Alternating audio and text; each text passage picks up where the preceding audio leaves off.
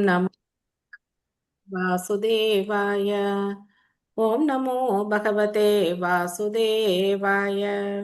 नारायणं नमस्कृत्य नरं चैव नरोत्तमं देवीं सरस्वतीं व्यासं ततो जयमुदीरयेत्। नष्टप्रायेषु भद्रेषु नित्यं भागवत सेवया भगवती उत्तमश्लोके भक्तिर्भवति नैष्टुकी। निगमकल्पतरोर्गलितं फलं सुखमुखातमृतद्रवसंयुतं पिबत भागवतं रसमालयं मुहुरहो रसिका भुवि भावुकाः। ॐ अज्ञानतिमिरान्धस्य ज्ञानाञ्जनशलाकया चक्षुरुन्मिलितं येन तस्मै श्रीगुरवे नमः। श्रीचैतन्यमनोभीष्टं स्थापितं येन भूतले स्वयं रूपः कदा माह्यं ददाति स्वपदान्तिकं। वन्देऽहं श्रीगुरो श्रीयुतपथकमलं श्रीगुरून् वैष्णवांश्च श्रीरूपं साग्रजातं सहगण रघुनाथान्वितं तं सजीवं साद्वैतं सावधूतं परिजनसहितं कृष्णचैतन्यदेवं श्रीराधा कृष्णपादान् सहगण ललिता श्रीविशाखान्वितांश्च। हे कृष्ण करुणा सिन्धो दीनबन्धो जगत्पते गोपेश गोपिका कान्त राधाकान्त नमोऽस्तु ते। तप्तकाञ्चन गौराङ्गी राधे वृन्दावनेश्वरी वृषभानुसुते देवी प्रणमामि हरिप्रिये। वाञ्छाकल्पतरुभ्यश्च कृपा सिन्धुभ्य एव च पतितानां पावनेभ्यो वैष्णवेभ्यो नमो नमः। नमो ॐ विष्णुपादाय कृष्णपृष्ठाय भूतले श्रीमते भक्तिवेदान्त स्वामिन्गिति नामिने। नमस्ते सारस्वते देवे गौरवाणी प्रचारिणे निर्विशेष शून्यवादी पाश्चात्य देशतारिणे। जय श्री कृष्ण चैतन्य प्रभु नित्यानंद श्री अद्वैत गदाधर शिवासादि गौर भक्तवृंद। हरे कृष्णा कृष्ण कृष्ण हरे हरे हरे राम राम राम हरे हरे। मूकं करोति वाचालं पङ्गुं लङ्कयते गिरिं यत्कृपातमहं वन्दे श्रीगुरुं दिनधारिणं परमानन्दं माधवं श्रीचैतन्यम् ईश्वरं। हरिः ओं तत्सत्। कथाञ्चन स्मृते यस्मिन् दुष्करं शुकरं भवेत् स्मरेत् प्रीतं च श्रीचैतन्यं नमामि तम्। हरे कृष्णा। ஹரே கிருஷ்ணா. நமஸ்காரம் மாதாஜி. என்ன ஞாபகம் இருக்கு? ஹரே கிருஷ்ணா. நமஸ்காரம் மாதாஜி. நமஸ்காரம். ஹரே கிருஷ்ணா மாதாஜி. கிருஷ்ணா மாதாஜி. ஹரே கிருஷ்ணா மாதாஜி. நமஸ்காரம் மாதாஜி. நமஸ்காரம். हरे कृष्ण माता जी, प्रणाम माता जी। பிரணாம்ஸ்.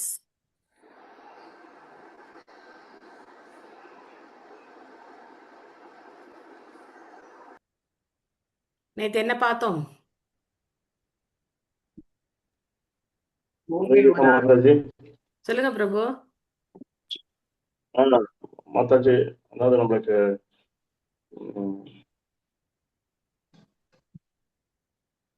அதாவது பகவானோட இதை வந்து அவரோட இதை வந்து வர்ணிக்கலாம். மாலை வந்து கௌசவ மாலைன்னு சொல்லலாம். மார்புல வந்து உங்களுக்கு இருக்கிறது. அப்புறம் கதை பெயர் கௌமோதகி, சங்கு வந்து பாஞ்சஜன்யம், அதெல்லாம் வந்து சொல்றோம். அப்புறம் பத்திரிகாசனத்தில் வந்து ரிஷி முனிவர்கள் பகவானுக்காக காத்திருக்காங்க. ஆனா பகவான் உத்தவரை அனுப்பி வச்சார். அது பாயிண்ட்.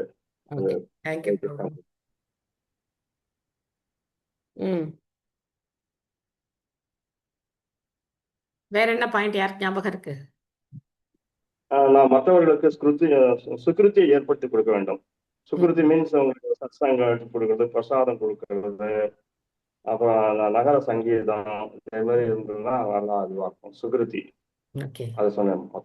ஹரே பிரபு. ஹரே கிருஷ்ணா மாதாஜி.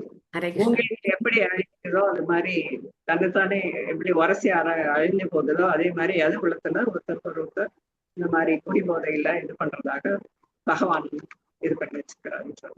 அவருடைய ஏற்பாடு. Okay, thank you Mataji.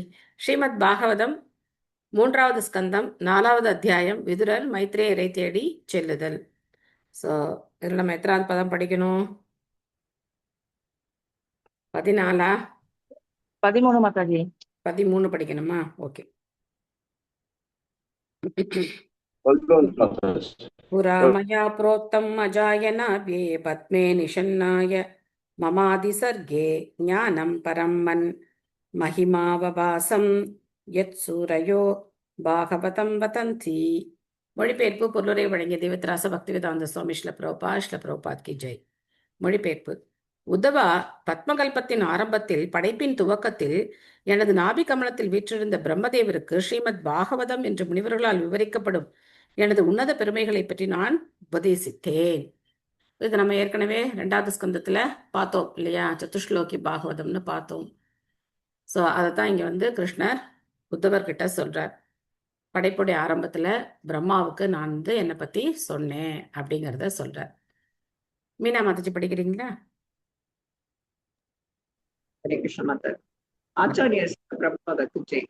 இச்சிறந்த இலக்கியத்தின் 2ஆம் காண்டத்தில் முன்பே விளக்கப்பட்டதும் பிரம்மாவிற்கு உபதேசிக்கப்பட்டதுமான பகவானை பற்றி விளக்கம் இங்கு மேலும் தெளிவுபடுத்தப்படுகிறது. பிரம்மதேவருக்கு ஸ்ரீமத் பாகவதத்தை சுருக்கமாக விளக்கி இருப்பது தமது சுரூபத்தை பற்றி தெளிவுபடுத்துவதற்காகவே என்று பகவான் கூறினார்.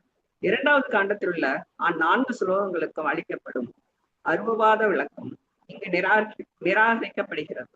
சுருக்கமான வடிவுள்ள பாகவதத்தின் 4 ஸ்லோகங்களும் பகவான் ஸ்ரீ கிருஷ்ணரின் லீலைகள் சம்பந்தமானவை என்றும் அருவமாக விளக்கத்திற்கு உரியவை அல்ல என்றும் ஸ்ரீதர் சுவாமி கருத்துரைக்கிறார். பகவான் உருவமுடைய ஒரு நபர். அவருடைய உருவம் நம்மளுடைய உருவத்தை போல சாதாரண உருவம் கிடையாது. படைப்பிற்கு முன்பே பகவான் இருந்தார். படைப்பிற்கு பின்பும் பகவான் வந்து இந்த அழிவுக்கு பின்பும் பகவான் இருக்க போறார். பகவானை தவிர்த்து இந்த படைப்புல ஏதாவது இருக்கு அப்படின்னு நம்ம நினைச்சோம்னா அது மாயை. இதெல்லாம் தான் வந்து சதுஷ்லோகி பாகவத்துல நம்ம வந்து தெரிஞ்சுக்கிட்டோம். பகவானுக்கு பக்தி தொண்டு செய்யணும், இதான் நம்ம தெரிஞ்சுக்கிட்டோம். ஆக பகவானுடைய லீலைகள் தான் இதெல்லாம். படைத்தல், காத்தல், அழித்தல். அதுக்கப்புறம் பகவான் வந்து தன்னுடைய ஆன்மீக உலகத்திலேருந்து இந்த பிரபஞ்சத்துக்கு வந்து இந்த பூமியில தன்னுடைய லீலைகள் நிகழ்த்துறது, இது எல்லாமே இந்த 4 ஸ்லோகங்கள்ல அடக்கி பகவான் தன்னுடைய பெருமைகளை சொன்னார். ஸோ அதனால அதுக்கு அருவவாத விளக்கம் கொடுக்கறது முட்டாள்தனம். பகவானுடைய உன்னதமான உருவத்தை பத்தின விவரங்கள் தான் அந்த ஸ்லோகங்கள் அப்படிங்கிறத இங்க நம்ம பார்க்கிறோம்.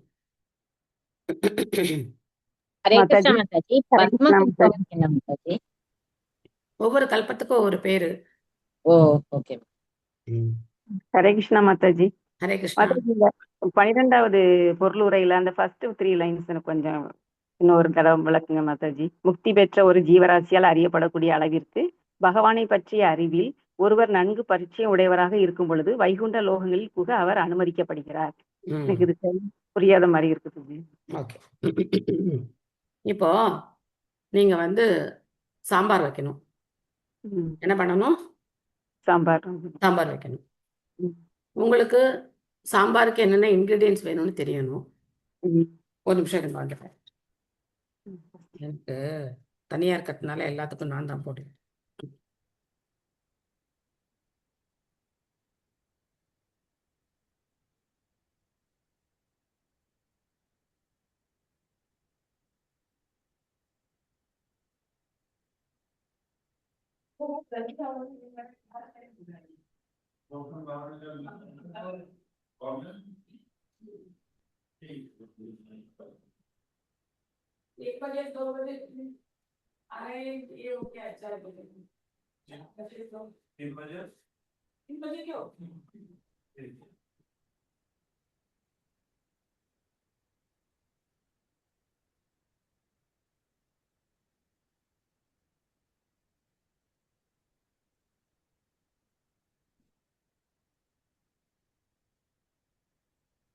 ஸோ நம்ம என்ன பார்த்தோம்?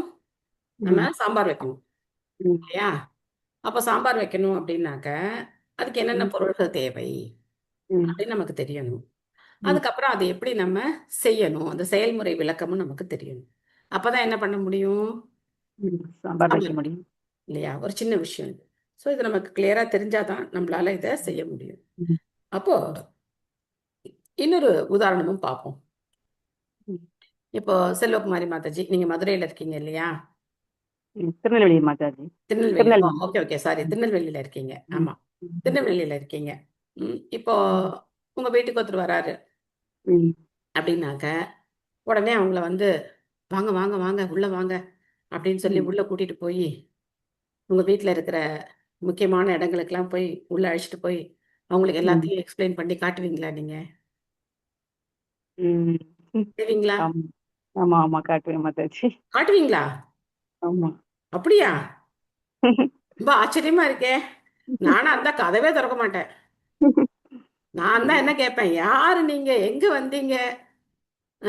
நான் கதவெல்லாம் திறக்க மாட்டேன். ஜன்னல்ல இருந்து பார்த்துப்பேன், நமக்கு தெரிஞ்சவங்களா தெரியாதவங்களா. காலம் கெட்டு கிடக்கு, நீங்க பாட்டுக்கு இப்படி யாரையாவது உள்ள விட்டுறாதீங்க. சரி, இந்த எக்ஸாம்பிள் உங்களுக்கு சரியா வராது, இதை விட்டுருவோம். நீங்க தண்டபதியா இருக்கீங்க, உள்ள கூட்டிட்டு போய் எல்லாரையும் கொண்டு போய் காட்டுவேன்னு சொல்றீங்க. யாருன்னே தெரியாதுன்னு வேற நீங்க சொன்னேன்.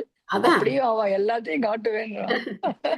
ஸோ நாம என்ன பண்ணுவோம், நமக்கு தெரிஞ்சவங்களாவே இருந்தா கூட ஒரு சில பேரை முதல்ல அந்த ஹால் வரைக்கும் அலோவ் பண்ணுவோம். கொஞ்சம் க்ளோஸா இருந்தா உள்ள கூட்டிட்டு போவோம். இன்னும் கொஞ்சம் க்ளோஸா இருந்தா சமையலறை வரைக்கும் வருவாங்க. இன்னும் கொஞ்சம் க்ளோஸா இருந்தா தான் பெட்ரூம் வரைக்கும் வருவாங்க. எல்லா இடத்துக்கும் எல்லாரையும் நம்ம என்ன பண்ண மாட்டோம், அலோவ் பண்ண மாட்டோம். தானே எட்டிகேட். அப்படிதானே பழக்குவோம். ம்? அப்போ இதை நல்லா புரிஞ்சுக்கங்க. அந்த நபர் யார், எப்படிப்பட்டவர் அப்படிங்கிறது தெரியாம நாம அவங்க வீட்டுக்குள்ளேயே முதல்ல போக முடியாது. நாங்க கலெக்ஷனுக்கெல்லாம் போகும்போது வாசல்ல நாய் கட்டி இருக்குமா, ஜாக்கிரதையா இருந்துக்கோன்னு சொல்லுவாங்க. வாசல்ல என்ன இருக்கு, நாய் இருக்கு, அப்படியே போயிடும்பாங்க. நீ பணங்கன்னு கேட்டு வராது, அப்படியே போயிடும்பாங்க. அப்படி இருக்கு காலம். பரவாயில்ல, திருநெல்வேலிக்கு வந்துடலாம் நம்ம. இதே தெரிஞ்சவங்க வந்தாங்க அப்படின்னாக்க நம்ம என்ன பண்ணுவோம், அவங்கள அழகாக வரவேற்று வாங்க வாங்க அப்படின்னு சொல்லி உள்ளே கூட்டிகிட்டு போய் நம்ம எல்லா விதமான அந்த அன்பு பரிமாற்றம் நமக்கு இருக்கும். அப்போது பகவான் யாருன்னே தெரியாமல் எப்படி வைகுண்டம்லாம் போக முடியும்? பகவான் யாரு, நமக்கு கடவுள் யார் அப்படிங்கிறது அடிப்படையான கேள்வி. அந்த கேள்விக்கு முதல்ல நமக்கு பதில் தெரியணும். கடவுள் யாரு? யார் கடவுள்? பரமபுருஷ பகவான் கிருஷ்ணர் மாதாஜி. நம்முடைய கிருஷ்ணர், ஆ, நம்முடைய அப்பா. அப்பா கிருஷ்ணர் தான் கடவுள். எங்க செல்வகுமாரி மாதாஜி எங்க போனாங்க? யாராவது வாசல்ல வந்திருக்காங்க பார்க்க போயிருக்காங்க.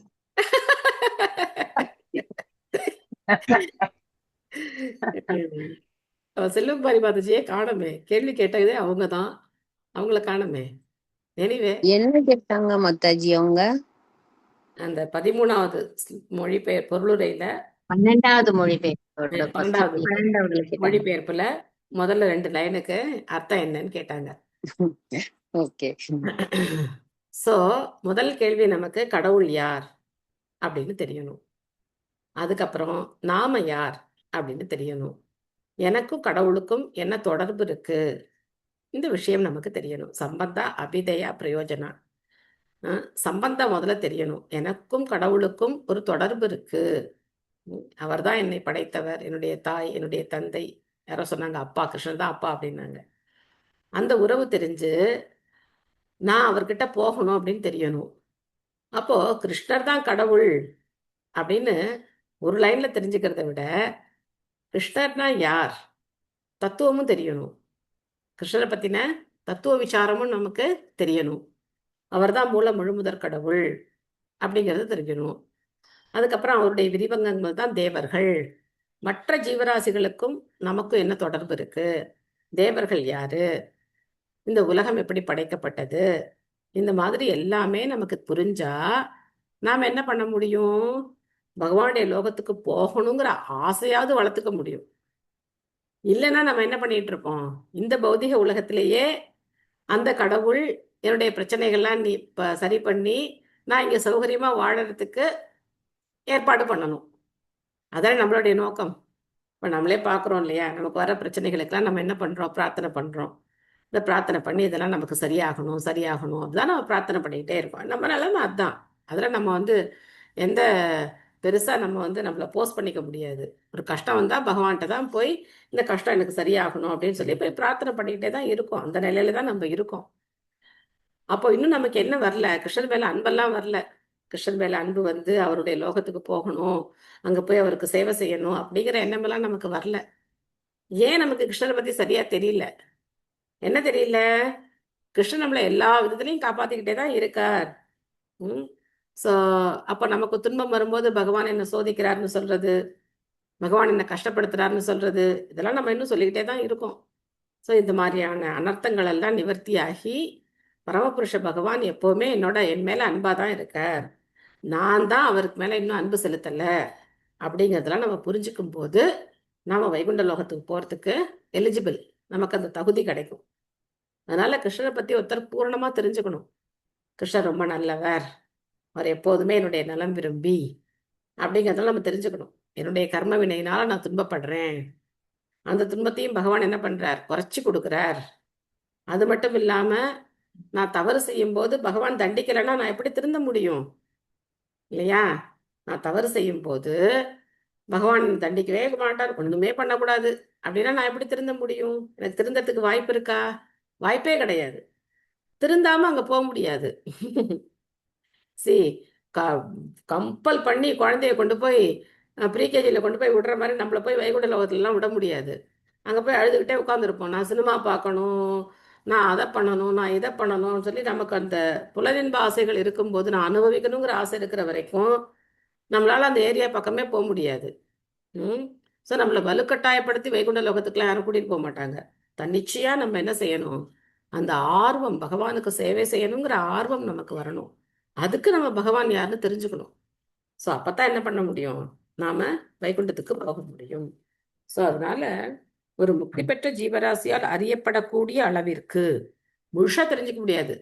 கிருஷ்ணரை பத்தி நாம முழுசா தெரிஞ்சுக்கவே முடியாது, யாராலையும் முழுசா தெரிஞ்சுக்க முடியாது. ஆனா எந்த அளவுக்கு தெரிஞ்சுக்கலாமோ அந்த அளவுக்கு தெரிஞ்சுக்கிறதுக்கு நாம முயற்சி பண்ணணும். இல்லைன்னா நம்ம என்ன பண்ணலாம், பாகவதெல்லாம் படிக்கவே தேவையில்லையே. பாகவதம் படிக்க வேண்டாம், பகவத்கீதை படிக்க வேண்டாம், ஒன்றும் படிக்க வேண்டாமே, சும்மா உட்காந்துருக்கலாமே. நம்ம எதுக்காக படிக்கிறோம்? கிருஷ்ணரை பத்தி தெரிஞ்சுக்கிறதுக்காக தான் படிக்கிறோம். இந்த 4 சதுஸ்லோகி பாகவதத்தை கிருஷ்ணர் எதுக்காக சொன்னார்? நமக்கு அது ஒன்றும் புரியல. 4 ஸ்லோகத்துல சொல்லிட்டார் கிருஷ்ணர் பிரம்மாவுக்கு புரிஞ்சிருச்சு, நமக்கு புரியல. ஏன் புரியல? நம்ம அவ்வளவுதான், நம்மளுடைய புத்தி அவ்வளவுதான் இருக்கு, அதனால நமக்கு புரியல. அதனால கதையா சொல்லி நமக்கு புரிய வைக்க வேண்டியிருக்கு. இங்க பார்க்கலாம், நம்ம விதுரருடைய வாழ்க்கையில எப்படி ஒரு பிரச்சனை வந்தது, விதுரர் எப்படி கிருஷ்ணரை தேடி போறார், அவர் க்ஷேத்ராடனம்லாம் பண்ணி தன்னை தூய்மைப்படுத்திக்கணும்னு நினைக்கிறார். இதெல்லாம் நம்ம பார்க்குறோம். ஸோ டைரெக்டாக அவர் கிருஷ்ணருடைய துவாரகைக்கு போகல, எல்லா ஊருக்கும் அவர் ஒவ்வொரு ஊராக போய் க்ஷேத்ராடனம் பண்ணி அங்கே உத்தவரை சந்திச்சு உத்தவர்கிட்ட கிருஷ்ணரை பற்றி கேட்குறார், எல்லாரையும் பற்றி விசாரிக்கிறார். ஏன் நேராக அவரே போய் பார்த்துக்க வேண்டியதானே? ஆனால் எல்லாரையும் கேட்டு விசாரிச்சு இப்போ அடுத்து என்ன நடக்க போகுது அப்படிங்கிறத நம்ம இங்கே பார்க்க போகிறோம். அடுத்த ஸ்லோகம் போகலாம். பதம் 14. இதி ஆத்ருதோக்தக பரமஸ்ய பும்சக பிரதிக்ஷணானுக்ரஹ பஜனோகம் ஸ்னேஹோத்தரோமோ ஸ்கலிதாரஷஸ்தம் முஞ்சஞ்சுஷக பிராஞ்சலீர் ஆபபாஷே. உத்தவர் கூறினார், இவ்வாறாக விதுரரே பெரும் பாசத்துடன் பகவானால் உபதேசிக்கப்பட்டு ஒவ்வொரு கணமும் அவரால் நான் ஆட்கொள்ளப்பட்ட பொழுது மெய் சிலிர்த்து கண்ணீரால் பேச்சற்று நின்றேன். என் கண்ணீரை துடைத்து கொண்ட பிறகு கூப்பிய கரங்களுடன் நான் இவ்வாறு பேசினேன். ஸோ அந்த டீட்டெயில் இங்கே அவர் சொல்லலை, பகவான் தன்கிட்ட என்ன பேசினார் அப்படிங்கிறத இங்கே சொல்லலை. 11வது காண்டத்தில் உத்தவ கீதையில் நம்ம அதை பார்க்கலாம். பகவான் அவர்கிட்ட என்ன பேசினார் அப்படிங்கிறத நாம அங்கே பார்க்கலாம். ஸோ பகவத்கீதையோட ஒரு விரிவாக்கம் தான் உத்தவ கீதை.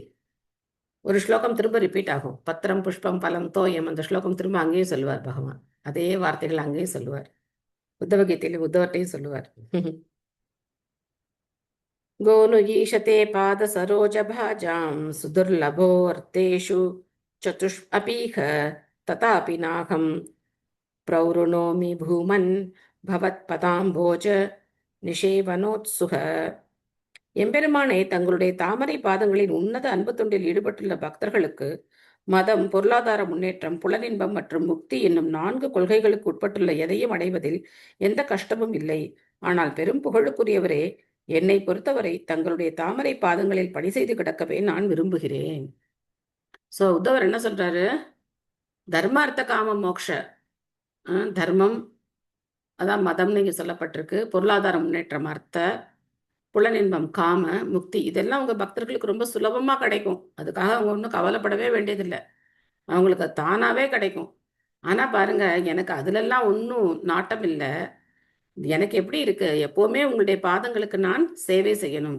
திரும்ப பாதங்களுக்கு சேவை செய்யணும்னா மசாஜ் பண்ணிட்டே இருப்பாரா? அப்படி நம்ம நினைக்கக்கூடாது. பகவானுக்கு சேவை செய்கிறது அவங்க. பகவான் அப்படின்னு வரும்போது பகவானுடைய திருமுகத்தையோ இல்லை அவருடைய மற்ற அங்கங்களையோ விட பக்தர்களுக்கு பகவானுடைய பாதங்களில் தான் ரொம்ப ஈர்ப்பு இருக்கு. அவருடைய பாதங்களில் நம்மளுடைய தலை, நம்மளுடைய சிரம், அந்த சிரத்தை நம்ம அவருடைய பாதங்களில் வச்சு நம்ம வந்து நமஸ்காரம் பண்ணணும். அப்போ தான் நம்மளுடைய அகங்காரம் போகும். நான் பெரிய ஆள் அப்படிங்கிற அகங்காரம் போகும். ஏன்னா நம்ம உடம்புலேயே உயரமாக இருக்கிறது, நமக்கு மேலே இருக்கிறது எது? தலை. அதனால தான் சொல்கிறோம் தலை கனம் ஜாஸ்தி. வேற ஏதாவது சொல்கிறோமா? வயிறு கனம் ஜாஸ்தி அப்படிலாம் சொல்கிறோமா? தலை கனம் ஜாஸ்தின்னு சொல்கிறோம். ஏன் இப்படி இருப்போம்? நம்ம தலை இப்படி தான் இருக்கணும், இப்படி குனியக்கூடாது, நம்ம இப்படி நிமிந்து இப்படி தான் இருக்கணும்னு நினைப்போம். ஆனால் பகவான்கிட்ட போகும்போது அவருடைய பாதங்களில் நம்மளுடைய தலை படணும். அதனால தான் தரையில் தலை படுற மாதிரி பகவான் முன்னாடி நம்ம நமஸ்காரம் பண்ணணும். கிருஷ்ணா, தலை கனம் ஜாஸ்தியாக இருக்குது, உங்கள் பாதங்களில் என்ன பண்ணுறேன், நான் சரணடைகிறேன் அப்படின்னு சொல்லி நம்ம வந்து நமஸ்காரம் பண்ணணும். ஸோ அதனால் அதோடைய பாதங்களுக்கு ரொம்ப முக்கியத்துவம், பகவானுடைய திருப்பாதங்களுக்கு தான் எப்போவுமே முக்கியத்துவம் பக்தர்கள் கொடுக்குறாங்க. ஓகே, பொருளுரை யார் படிக்கிறீங்க? பிரேமா மாதாஜி படிக்கிறீங்களா? ஹரே கிருஷ்ண மாதாஜி, தண்டவத் பிரணாம். ஹரே கிருஷ்ணன். ஓ, இதுல பொருளுரை வைகுண்ட லோகங்களில் பகவானுடன் சகவாசம் கொண்டுள்ளவர்கள் பகவான் விஷ்ணுவுக்குரிய தேக அம்சங்களை பெற்று அவரை போலவே காணப்படுகின்றனர். இத்தய முக்தி 5 வகையான முக்திகளுள் ஒன்றான சாருப்பிய முக்தி என்று அழைக்கப்படுகிறது. பகவானின் உன்னத அன்பு தொண்டில் ஈடுபட்டுள்ள பக்தர்கள் பிரம்மஜோதியில் 2 கலப்பதெனும் சாயுஜ்ய முக்தியை ஒருபோதும் ஏற்றுக்கொள்வதில்லை. பக்தர்களால் முக்தியை மட்டுமல்லாமல் மதம், பொருளாதார முன்னேற்றம் மற்றும் புலனின்பம் ஆகியவற்றுக்கு உட்பட்டுள்ள எதையும் அடைய முடியும். ஆனால் தூய பக்தரான உத்தவர் வசதிகளை எல்லாம் ஏற்றுக்கொள்ள மறுக்கிறார். தூய பக்தர் ஒருவர் சொந்த நன்மையை பற்றி கருதாமல் பகவானின் தொண்டில் மட்டுமே ஈடுபட விரும்புகிறார். ஹரே கிருஷ்ணா. நன்றி மாதாஜி. ஹரே கிருஷ்ணா. ஸோ 5 விதமான முக்திகளை பத்தி நம்ம ஏற்கனவே பார்த்துருக்கோம். யாருக்கு ஞாபகம் இருக்கு அந்த பெயர்லாம்? இங்க ரெண்டு பேர் கொடுத்துருக்காங்க, சாயுஜ்ய முக்தி, சாரூபிய முக்தி. மற்றதெல்லாம் சாலோக்கிய முக்தி, சாமீபிய முக்தி, சார்ஷ்டி. ஹரே கிருஷ்ண மாதாஜி. தேங்க்யூ மாதாஜி, சாந்தி மாதாஜி, தேங்க்யூ. சாலோக்கிய, சாமீபிய, சாஷ்டி. சாஷ்டி அப்படின்னா பகவானுக்கு நிகரான செல்வ செழிப்போட இருக்கிறது. சாலோக்கிய அவருடைய லோகத்திலே வசிக்கிறது. சாமீபிய பகவானுக்கு பக்கத்துல இருக்கிறது. ஏன்னா வைகுண்ட லோகம் அப்படிங்கிறது இந்த மாதிரி 1 BHK எல்லாம் கிடையாது. இங்கே தான் பகவான் இருப்பார், இங்கே பக்கத்தில் நம்ம இருப்போம்னு கிடையாது. வைகுண்ட லோகம் வந்து 3 மடங்கு பெருசு. இந்த பௌதிக உலகத்தை விட வைகுண்ட லோகம் 3 மடங்கு பெருசு. திருப்பாத விபூதின்னு பார்த்தோம். அங்க பகவான் எங்கேயோ இருப்பார். ஆக்சுவலா சரத்குமாரர்கள் அந்த 7வது வாசலுக்கு வரும்போது பகவான் அங்கே வந்து ஃப்ளைட்டில் வரார். அந்த 7வது வாசலுக்கு பகவான் ஃப்ளைட்டில் வரார். ஸோ அவ்வளோ டிஸ்டன்ஸ் இருக்குது. ஸோ அதனால பகவான் பக்கத்தில் இருக்கிற வாய்ப்பு கிடைக்கிறது சாமீபிய முக்தி. அதே லோகத்தில் இருக்கிறது சாலோக்கிய, பகவானுக்கு நிகரான அந்த ஐஸ்வர்யங்களோட இருக்கிறது சாஷ்டி. அதுக்கப்புறம் பகவானை போலவே ரூபம் இருக்கிறது சாரூபிய. எல்லாம் சேர்ந்து கிடைக்கலாம். சாரூபிய பகவானை போல ரூபம் இருக்கலாம், பகவானுக்கு பக்கத்திலே இருக்கலாம். ஒண்ணுதான் கிடைக்கணும் கிடையாது, ஒருத்தருக்கு 4 இருக்கலாம். ஆனா இந்த சாயுஜ்ய முக்தியை மட்டும் பக்தர்கள் விரும்புறது கிடையாது. இந்த பிரம்மஜோதியில போய் நாமளும் ஒரு லைட் மாதிரி அங்கே போய் உட்கார்ந்துருக்கணுங்கிறது மட்டும் பக்தர்கள் விரும்புறது கிடையாது. இதெல்லாம் மட்டும் இல்லை, இந்த முக்திகளை கூட பக்தர்கள் விரும்புறது கிடையாதான். இந்த முக்தியெல்லாம் பக்தர்களுக்கு சுலபமாக கிடைக்கும். இதை கூட பக்தர் அதை நம்ம நினச்சக்கூடாது. நமக்கு இந்த பிரச்சனை, இப்போ இங்கே இருக்கிற பிரச்சனையே நமக்கு இன்னும் தீர்ந்து நம்ம வந்து சௌக்கியமாக இருக்கணும்னு தான் நினைக்கிறோமே தவிர, நாம் பகவத் சேவையில் ஈடுபடணும்னா இன்னும் நம்ம அந்த நினைப்பெல்லாம் நமக்கு இன்னும் வரல. இது தூய பக்தர்களை பற்றி இங்கே பேசுகிறாங்க. அந்த பக்தர்களுக்கு இந்த புத்தியெல்லாம் கூட தேவையில்லையா, எப்பவும் பகவானுடைய சேவை மட்டுமே போதும் அப்படின்னு சொல்றாங்க.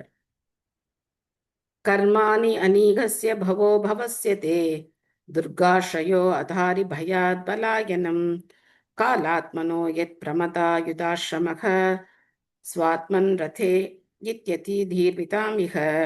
எம்பெருமானே, விருப்பற்ற தாங்கள் பலங்கருதும் செயல்களில் ஈடுபடுவதையும் பிறப்பற்ற தாங்கள் பிறவி எடுப்பதையும் வெல்ல முடியாத காலத்தை ஆளும் தாங்கள் பகைவருக்கு அஞ்சி ஒரு கோட்டைக்குள் புகலிடம் கொண்டதையும் மற்றும் தங்களுக்குள்ளேயே தாங்கள் இன்பம் அனுபவிப்போராக இருந்தும் பல பெண்களால் சூழப்பட்டவராய் இல்லற வாழ்வில் இன்பம் அனுபவித்தையும் கண்டு கற்றறிந்த முனிவர்களும் புத்தி தடுமாறுகின்றனர்.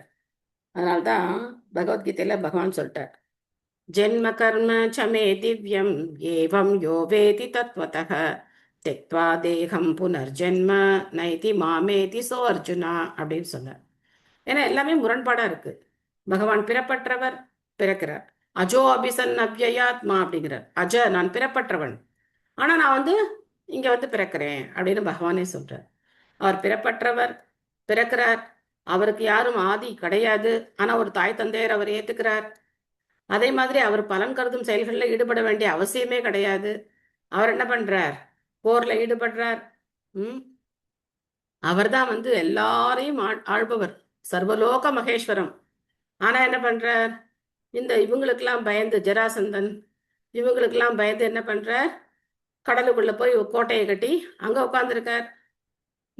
அவர் ஆத்மராமா ஆப்த காமா, அவர் சுய திருப்தி உடையவர். அவருடைய எல்லா விருப்பங்களையும் அவரால் நிறைவேற்றிக்க முடியும். ஆனா 16,108 பெண்களை அவர் திருமணம் செய்துக்கிறார். இதெல்லாம் பார்க்கும்போது எப்படி இருக்கு? குழப்பமா இருக்கு. யாருக்கு குழப்பமா இருக்கு? இந்த வேதம் எல்லாம் படிச்சு அந்த முனிவர்களுக்கெல்லாம் இதெல்லாம் ரொம்ப குழப்பமா இருக்கு. பக்தர்களுக்கு ஒரு குழப்பமும் கிடையாது, ஆனா மற்றவங்களுக்கு இது பெரும் குழப்பமா இருக்கு அப்படின்னு நீங்க சொல்ற. சத்யா மாதாஜி படிக்கிறீங்களா? ஹரே கிருஷ்ண மாதாஜி, படிக்கிறேன் மாதாஜி. ஹரே கிருஷ்ணா. மொழிபெயர்ப்பு பொருளுரை வழங்கிய பிரபுபாதருக்கு ஜெய். பகவானின் தூய பக்தர்கள் உன்னத அறிவை பற்றிய தத்துவ கற்பனைகளில் அவ்வளவாக அக்கறை கொண்டவர்கள் அல்ல. பகவானை பற்றிய பூரண ஞானத்தை யாராலும் பெற முடியாது.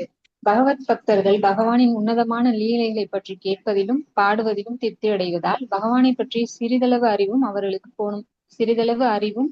அவர்களுக்கு போதுமானதாகும். இது அவர்களுக்கு பூரண ஆனந்தத்தை அளிக்கிறது. ஆனால் உத்தவரை போன்ற தூய பக்தர்களுக்கும் பகவானின் லீலைகளில் சில முரண்பாடுகள் உள்ளன போல் காணப்படுகின்றன. எனவே பகவானின் லீலைகளில் உள்ள சில முரண்பாடுகளை பற்றி உத்தவர் அவரிடம் கேட்டார். பகவான் படைப்பதிலும் அதை பராமரிப்பதிலும் கூட பகவான் நேரடியாக எதையும் செய்வதில்லை. அப்படியானால் தமது தூய பக்தர்களின் பாதுகாப்பிற்காக கோவர்த்தன மலையை அவர் தூக்கியவுடன் முரண்பாடுள்ளதாக காணப்படுகிறது. பகவான் ஒரு சாதாரண மனிதரை போல் காணப்படும் பரபிரம்மமும் பரம சத்தியமும் பரம புருஷரும் ஆவார். ஆனால் இத்தகைய பல உன்னத செயல்களை அவரால் செய்ய முடியுமா என்று உத்தவர் சந்தேகப்பட்டார். பரம புருஷருக்கும் அருவ பிரம்மத்திற்கும் வேறுபாடு இல்லை. அப்படியானால் அருவ பிரம்மம் செய்ய வேண்டிய பௌதிக அல்லது ஆன்மீக செயல் எதுவும் இல்லை என்றாலும் பகவான் மட்டும் ஏன் பற்பல செயல்களில் ஈடுபடுகிறார்? பகவான் பிறப்பற்றவர் என்றால் அவர் எப்படி வசுதேவருக்கும் தேவகிக்கும் மகனாக பிறந்தார்? பயஸ்வரூபமான காலனுக்கும் பகவான் அச்சத்தை விளைவிக்கிறார் என்றாலும் ஜராசந்தனுடன் சண்டை செய்ய அஞ்சி ஒரு கோட்டைக்குள் அவர் புகலிடம் கொண்டது ஏன்? தமக்குள் பூரணமானவராக இருப்பவர் ஏன் பல பெண்களின் சகவாசத்தில் இன்பம் தீர்க்கின்றார்? ஒரு குடும்பஸ்தரை போல் மனைவிகளை ஏற்று குடும்ப அங்கத்தினர்கள், குழந்தைகள், உறவினர்கள் மற்றும் பெற்றோர்கள் ஆகியோரின் சகவாசத்தில் அவரால் எப்படி இன்பத்தை அனுபவிக்க முடியும்? முரண்பாடுகளால் காணப்படும் இச்செயல்கள் எல்லாம் கற்றறிந்த மேதைகளையும் குழப்பத்தில் ஆழ்த்தி விடுகின்றன. இவ்வாறாக செயலற்ற தன்மை உண்மையா அல்லது பகவானின் செயல்கள் உண்மையா என்பதை புரிந்து கொள்ள முடியாமல் குழப்பம் அடைகின்றனர். பௌதிகமான எதனுடனும் பகவானுக்கு எவ்வித சம்பந்தமும் இல்லை. அவரது செயல்கள் அனைத்தும் திவ்யமானவை ஆகும். இதுதான் மேலேயுள்ள குழப்பத்திற்கு விடை. பௌதிக கற்பனையாளர்கள் இதை புரிந்து கொள்ள முடியாது. அவர்களுக்கு இதில் ஒரு வகையான குழப்பம் ஏற்படுவது உண்மைதான். ஆனால் உன்னதமான பக்தர்களுக்கு இது ஆச்சரியம் ஏற்படுவதற்கு எதுவும் இல்லை. பிரம்மம் படித்தரத்தில் எந்தவித பௌதீக செயல்களும் இல்லை என்பது உண்மை. ஆனால் பரபிரம்மனின் நிலையோ திவ்யமான செயல்கள் நிறைந்ததாக உள்ளது.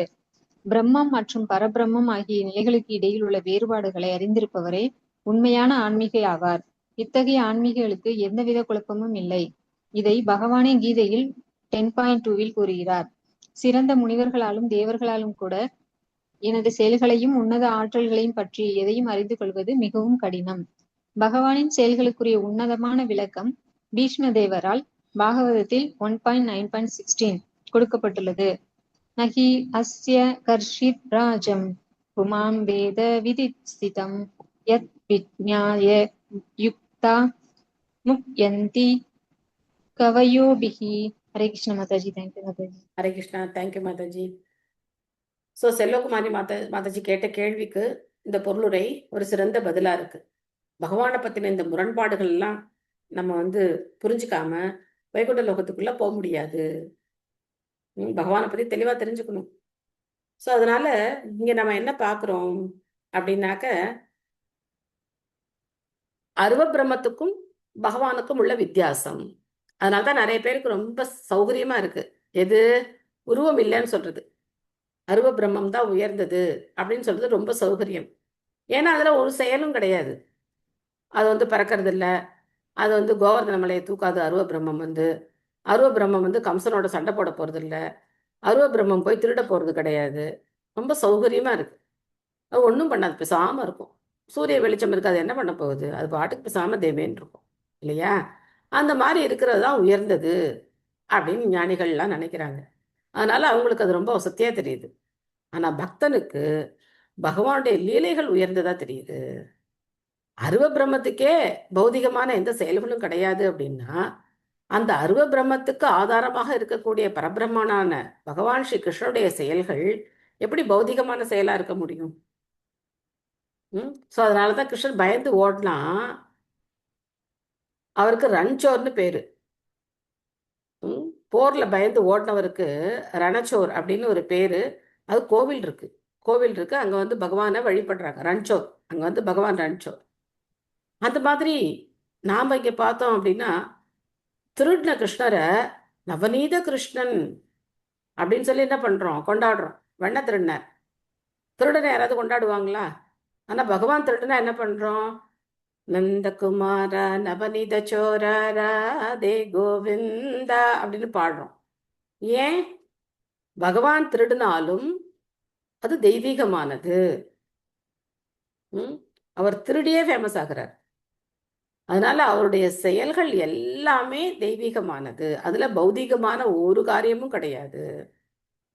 சோ இன்னைக்கு காலம்புற பொருளுரை இப்பெல்லாம் படிக்கும்போது ரொம்ப அற்புதமா இருந்தது.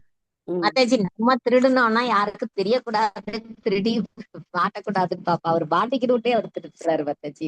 என்ன சாப்பிட்டு வாயில இருக்கு அப்பதான் கேட்பாங்க. மாதாஜியோட ரிலேஷன் பாருங்க. ஸோ பகவான் வெளிப்படையாவே திருடுறார். ஸோ திருடிட்டு என்ன பண்றார்? பிடிப்பட்டா மாத்தி விட்டுறார், வேற யாராவது மாத்தி வேற விட்டுறார்.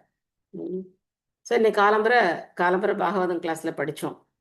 பகவானுக்கு சேவை செய்யறதுனால பகவானுக்கு ஒன்றும் போறது கிடையாது, பக்தன் தான் நன்மை அடையறான் அப்படின்னு பிரபா சொல்றார். யார் வந்து பகவானை புகழ்ந்து பாடுறாங்களோ அதனால பகவானுக்கு புகழ் கிடையாது. யார் புகழ்ந்து பாடியிருக்காங்களோ அவங்க புகழ் அடைகிறாங்க. யார் பகவானை புகழ்ந்து இந்த மாதிரி கீர்த்தனங்கள் எழுதியிருக்காங்களோ அவங்க அந்த ஆச்சாரியர்கள்லாம் புகழ் அடைகிறாங்க இல்லையா? அந்த பக்தர்கள் புகழுடன் பேசப்படுகிறாங்க. இப்படிலாம் எழுதியிருக்காங்க பகவானை பத்தி அப்படின்னு. ஸோ அதனால பகவானுடைய செயல்கள் எல்லாமே திவ்யமானது. ஜென்ம கர்மச்சமே திவ்யம். இதை ஒருத்தர் புரிஞ்சுக்கணும். நான் அடிக்கடி உங்கள்கிட்ட சொல்றது இதுதான். நாம பிறப்புங்கிறது கர்ம வினையினால் நம்ம பிறக்கிறோம். ஆனா பகவான் அந்த மாதிரி எந்த கர்ம வினைக்கும் உட்பட்டவர் கிடையாது.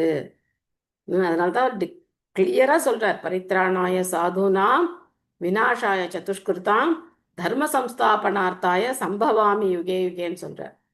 ஸோ என்னுடைய பக்தர்கள் இங்க இருக்காங்க, அவங்களுக்கு ஒரு பிரச்சனைன்னு வரும்போது நான் காப்பாற்ற நான் வரேன். அது ஏன் இங்க வந்துதான் காப்பாற்றணுமா? நீ தான் கடவுளாச்சு, அங்கேருந்தே காப்பாற்றலாமே அப்படின்னா, என்னுடைய பக்தர்கள் என்னோட இருக்கணும்னு ஆசைப்படுறாங்களே, என்ன குழந்தையா அடையணும்னு ஒருத்தர் தவம் இருக்காங்களே, அவங்களுக்கு அந்த சந்தோஷத்தை நான் கொடுக்க வேண்டாமா? சரி, அவங்கள அங்க கொண்டு போய் வச்சுட்டு அந்த சந்தோஷத்தை கொடுக்கலாமே, வைகுண்ட லோகத்துல கொண்டு போய் அங்க கொடுக்கலாமே அப்படின்னா, அப்புறம் உன்னை யார் காப்பாத்துறது? நான் எல்லாமே அப்பிரகட்ட லீலாவா நான் பண்ணிட்டு இருந்தா, பிரகட்டமா நான் லீலா பண்ணாதானே உனக்கு நல்ல கதி கிடைக்கும். உன்னை எப்படி காப்பாற்ற முடியும்? நீ எப்படி என்னை பத்தி தெரிஞ்சுக்குவ? நான் வைகுண்டத்திலே இருக்கேன், இங்கே வரவே இல்லை, எப்படி தெரிஞ்சுப்ப நீ என்னை பத்தி?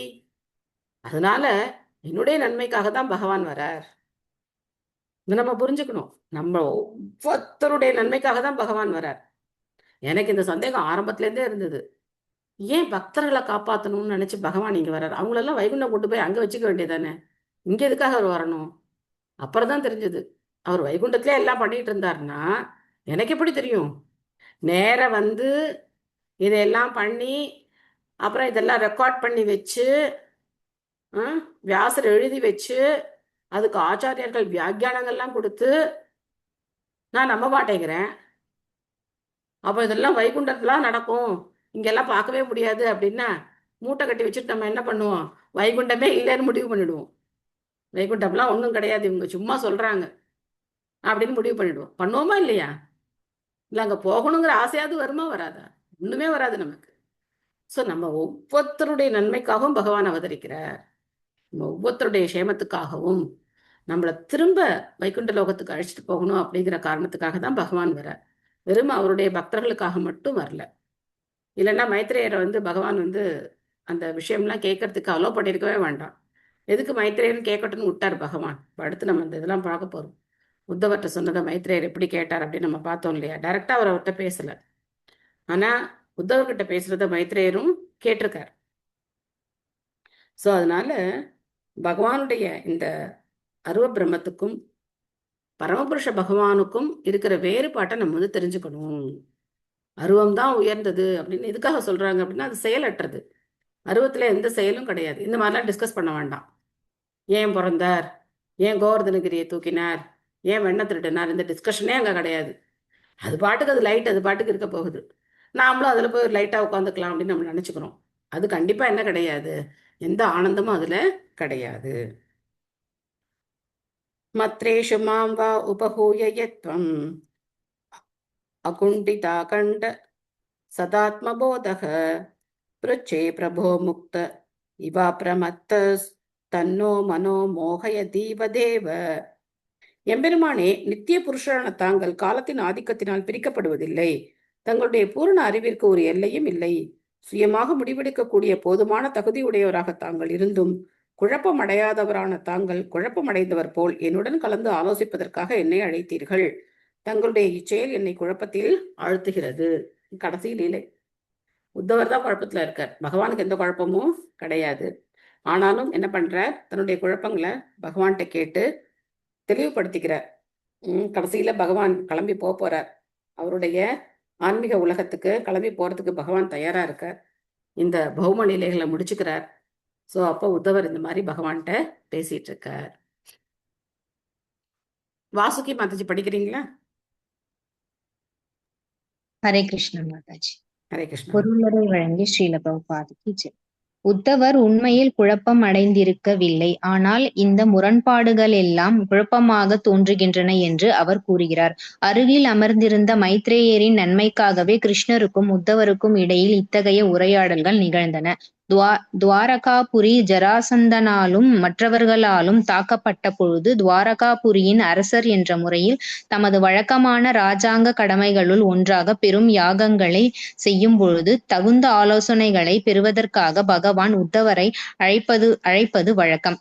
பகவான் நித்திய காலத்தில் ஆதிக்கத்திற்கு உட்பட்டவர் அல்ல என்பதால் அவருக்கு கடந்த நிகழ் மற்றும் எதிர்காலங்கள் என எதுவும் இல்லை. இவ்வாறாக அவர் அறியாதது எதுவும் இல்லை. அவர் நித்தியமாக சுய புத்தியை கொண்டிருக்கிறார் என்பதால் ஆலோசனையை பெறுவதற்கு உத்தவரை அழைத்து ஆச்சரியம்தான் என்பதில் சந்தேகம் இல்லை. பகவானின் இச்செயல்கள் எல்லாம் முரண்பாடு உள்ளவையாக காணப்பட்டாலும் வழக்கமாக அவரது செயல்களில் எந்த முரண்பாடும் இல்லை. எனவே இத்தகைய செயல்களுக்கு விளக்கம் அளிக்க முயலாமல் இவற்றை உள்ளபடி காண்பது நல்லது. ஹரே கிருஷ்ணா. மாதாஜி. ஹரே கிருஷ்ணா. ஸோ அதனால பகவானுடைய செயல்களை நம்ம ரொம்ப என்ன பண்ணக்கூடாது, ஆராய்ச்சி பண்ணிக்கிட்டே இருக்கக்கூடாது. எதுக்கு இப்படி பண்ணார், எதுக்கு அப்படி பண்ணார் அப்படின்னு ஆராய்ச்சி பண்ணக்கூடாது. எதை ஆராய்ச்சி பண்ணணும், தத்துவ விசாரங்களை ஆராய்ச்சி பண்ணணும். பிரம்மம்னா என்ன, ஆத்மானா என்ன, நான் உடல் இல்லை ஆத்மா அப்படிங்கிறத நம்ம எப்படி புரிஞ்சுக்கிறது, இந்த ஆராய்ச்சிகள் எல்லாம் நம்ம பண்ணலாம். பகவானுடைய லீலைகளை ஆனந்தமா கேட்டுட்டு நம்ம என்ன பண்ணணும், அதை அப்படியே ஏத்துக்கணும். அதுல சந்தேகம் வந்தா நம்ம தெளிவுபடுத்திக்கலாம், அதுல ஒன்றும் தவறு கிடையாது. ஆனா ரொம்ப டீப்பா போயிட்டு நம்ம என்ன பண்ணிட்டு இருக்க வேண்டாம், அதை தெரிஞ்சுக்க முயற்சி பண்ண வேண்டாம். ஏன்னா தெரிஞ்சுக்க முடியாது நம்மளால, நமக்கு அது புரியவும் புரியாது, நமக்கு அவ்வளவுதான். இன்னும் இதை ரொம்ப டெக்னிக்கலா எப்படி சொல்றாங்க அப்படின்னாக்க, நமக்கு 3 டைமென்ஷன் வரைக்கும் தான் பார்க்கறதுக்கான தகுதி இருக்கு, அதுக்கு மேல நமக்கு கிடையாது. 3 டைமென்ஷன் உருவங்களை தான் நம்மளால பார்க்கலாம், அதுக்கு மேல நம்மளால பார்க்க முடியாது.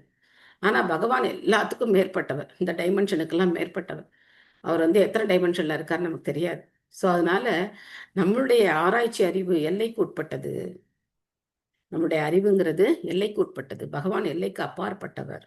ஆச்சாரியர்கள் சொல்றதை நம்ம என்ன பண்ணணும், அழகா ஜாலியா நம்ம கேட்டுக்கணும். தத்துவ விசாரங்களை நம்ம நல்லா ஆராய்ச்சி பண்ணணும். நான் உடல் இல்லை ஆத்மாங்கிறத நம்ம எப்படி புரிஞ்சுக்கலாம் அப்படின்னு சொல்லி அதுக்கு எவ்வளவு நேரம் வேணா நம்ம செலவிடலாம். ஆனா பகவானுடைய லீலைகள்ல நிறைய கேள்விகளை கேட்டுக்கிட்டே இருக்கக்கூடாது. நம்ம என்ன பண்ணணும்? நான் உடல் இல்லை ஆத்மாங்கிறத நான் எப்படி புரிஞ்சுக்கிறது அப்படிங்கிற விசாரத்தை எவ்வளவு ஆழமா வேணா பண்ணலாம். ஒவ்வொரு க்ஷணமும் நம்ம அதுல ஆராய்ச்சி பண்ணிட்டே இருக்கலாம். மனம்னா என்ன? மனம் எப்படி எப்படி நம்மளை அழைக்கழிக்குது? மனதினுடைய செயல்கள் எப்படி இருக்கு? இந்த மனதிலேருந்து நான் எப்படி வேறுபட்டவன்? உடல் மனம் இந்த ரெண்டுமே நான் கிடையாது. ஆனா மனம் எந்த மாதிரியான எண்ணங்களை எனக்கு சதா கொடுத்துக்கிட்டே இருக்கு. அந்த எண்ணங்களுக்கும் பகவானுடைய சேவைக்கும் ஏதாவது தொடர்பு இருக்கா? தொடர்பில்லாத எண்ணங்கள் வரும்போது நம்ம என்ன செய்யணும்? இதை பத்தின ஆராய்ச்சிகளை தான் நம்ம பண்ணணும். அதை பண்ணோம்னா நம்ம பொழைச்சிக்கலாம். ஞானம் பரம் ஸ்வாத்மரக பிரகாசம் பிரவாச்ச பிரவோ प्रोवाच कस्मै भगवान् समग्रम् अभिक्षमं नो ग्रहणाय वर्धर वदाञ्जसा यत् वृजिनं तरेम.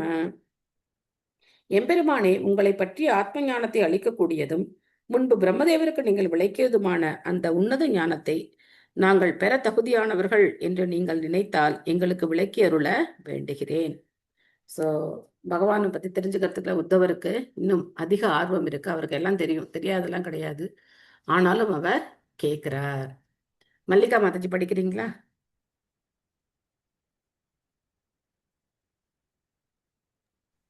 ஹரே கிருஷ்ணா மாதாஜி. ஹரே கிருஷ்ணா. பொருளுரை வழங்கிய சில பிரபுபாதருக்கு ஜெய். உத்தவரை போன்ற ஒரு தூய பக்தர் எப்பொழுதும் பகவானின் உன்னத அன்பு தொண்டில் ஈடுபட்டிருப்பதால் அவருக்கு எவ்வித பௌதிக துன்பங்களும் இல்லை. பகவானின் சகவாசம் இல்லாமல் ஒரு பக்தன் துன்பத்தை உணர்கிறான். பகவானின் இடையறாத சிந்தனை பக்தனை சுறுசுறுப்பாக இயங்க செய்கிறது. எனவே முன்பு பிரம்மதேவருக்கு உபதேசித்ததை போலவே ஸ்ரீமத் பாகவதத்தின் ஞானத்தை தமக்கு உபதேசிக்கும்படி உத்தவர் பகவானிடம் வேண்டிக் கொண்டார். ஹரே கிருஷ்ணா. ஹரே கிருஷ்ணா. அந்த குஷம் சரோவர்ல இன்னைக்கு உத்தவர் பாகவதம் படிச்சுட்டு இருக்கார். பிருந்தாவனத்துல குஷம் சரோவர் அப்படிங்கிற இடம் இருக்கு. அங்க ஸ்ரீமதி ராதாராணி பூ பறிக்க வருவாங்க. பூ பறிச்சு பகவானுக்கு மாலை தொடுக்கிறதுக்காக அங்க பூ பறிக்க வருவாங்க. அற்புதமான லீலை நடந்த இடம். அங்க ஒரு ராஜா என்ன பண்ணியிருக்கார், அந்த ஏரியை ரொம்ப அழகா கட்டி நிறைய மண்டபங்கள்லாம் கட்டி, குஷம் சரோவரை பார்க்கவே ரொம்ப அழகா இருக்கும். அதுக்குள்ள போகணும். உள்ள போகணும் அப்படின்னா அங்க கோவில் இருக்கு. அந்த கோவில்ல யார் இருக்காங்கங்கிறது எனக்கு அவ்வளோ கரெக்டாக ஞாபகம் இல்லை. ஆனா இந்த இது மட்டும் நல்லா ஞாபகம் இருக்கு. உத்தவர் அங்க கையில பாகவதம் வச்சு படிச்சுட்டு உட்காந்துருப்பார். அங்க அந்த அந்த காட்சியை நம்ம பார்க்கலாம். அவர் கையில பாகவதம் இருக்கும். அவர் உட்காந்து அங்க படிச்சுட்டு இருக்கார். அந்த பாகவதத்தை அவர் காலகாலமா படிச்சுட்டு இருக்கார். நம்ம ஃபர்ஸ்ட் கேண்டோ முடிச்சிட்டோம், செகண்ட் கேண்டோ முடிச்சிட்டோம், அதுக்கப்புறம் திரும்ப ஃபர்ஸ்ட் கேண்டோ தொடுவோமான்னு தெரியாது. நம்ம பாகவதம் படிச்சு முடிச்சுட்டேன்னு சொல்லிடுவோம். நம்ம முடிச்சாச்சு ஒரு கேண்டோ முடிச்சாச்சு, நாங்கள் செகண்ட் கேண்டோவும் முடிச்சாச்சு. ஆனா உத்தவர் இன்னும் படிச்சுட்டு இருக்கார் பாகவதம் வச்சு. இதி ஆவேதிதாய மஹ்யம் ச பகவான் பரக ஆதிதே சாரவிந்தாக்ஷ ஆத்மனக பரமாம் ஸ்திதிம். இவ்வாறு இதயபூர்வமான எனது ஆசைகளை பரமபுருஷரிடம் நான் வெளிப்படுத்தியதும் தாமரை கண்களையுடைய பகவான் தமது உன்னத நிலையை பற்றி எனக்கு உபதேசித்தார். ஸோ தன்னுடைய பக்தனுடைய விருப்பத்தை பகவான் நிறைவேற்றுறார். உடனே தன்னை பற்றி அவர் சொல்றார். மைத்திலி மாதாஜி படிக்கிறீங்களா? ஹரே கிருஷ்ணா. பொருளுரை சிலபிரபாருக்கு ஜெய். இப்பதத்தில் பரமாம் ஸ்திதிம் என்னும் சொற்கள் குறிப்பிடத்தக்கவையாகும். பிரம்மதேவரிடம் ஸ்ரீமத் பாகவதத்தில் 2.9.33-36 4 ஸ்லோகங்களை விவரித்த பகவான் அவரிடம் கூட தமது உன்னத நிலையை பற்றி பகவான் விளக்கவில்லை. இந்த உன்னத நிலை துவாரகையிலும் பிருந்தாவனத்திலும் உன்னத அன்பு தொண்டில் ஈடுபட்டுள்ள பக்தர்களுடனான அவரது விவகாரங்களை கொண்டதாகும்.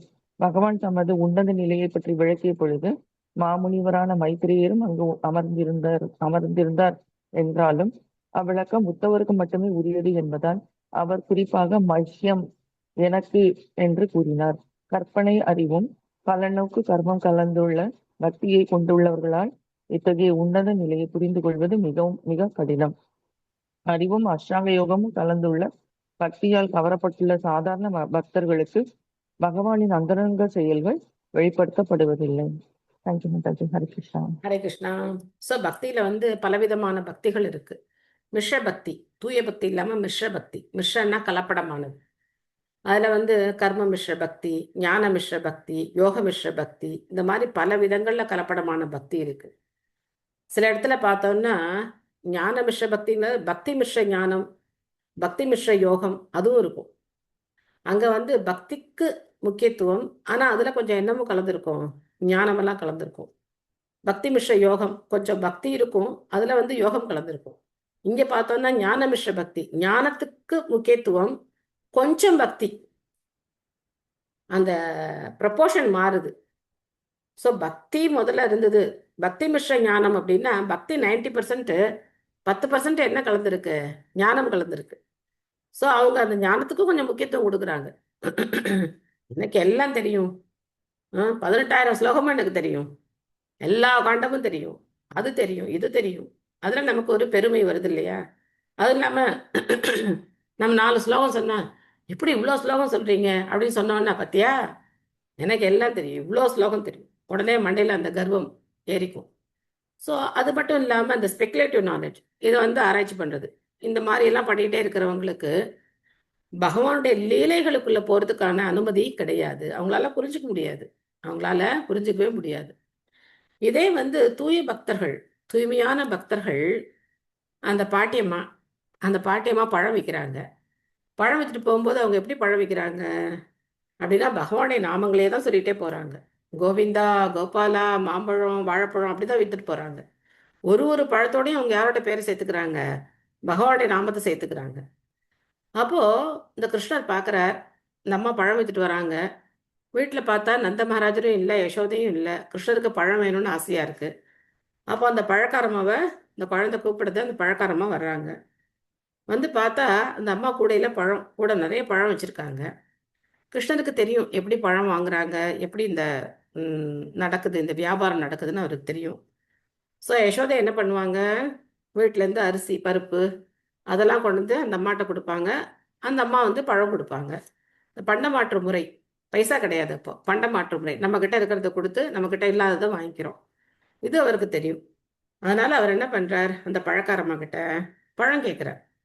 அந்த அம்மா என்ன பண்ணாங்க, இந்த குழந்தையோட அழகை பார்த்து அப்படியே மயங்கி போய் என்ன பண்ணுறாங்க, கை நிறைய பழத்தை அந்த குழந்தைக்கு கொடுத்துட்றாங்க. இந்த குழந்தைய ததக்கான்னு அந்த பழங்களெல்லாம் எடுத்துகிட்டு உள்ளே போயிட்டு, குழந்தைக்கு தெரியும் இல்லையா, இப்போ பாட்டிக்கு ஏதாவது கொடுக்கணும், பழக்காரமா கொடுக்கணும். அதனால் அவர் கைப்பிடி நிறைய ஒரு அரிசி அள்ளின்னு வராராம்.